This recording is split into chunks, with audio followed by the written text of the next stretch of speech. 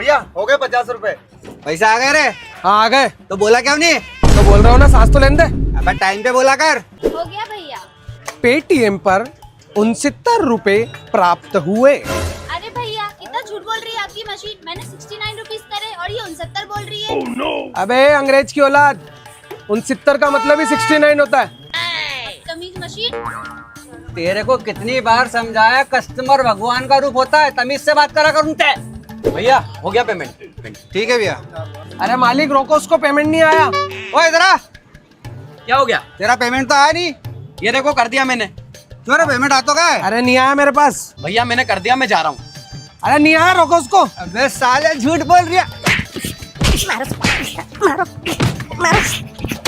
अरे मालिक, अरे हट। मालिक अरे क्या हो गया?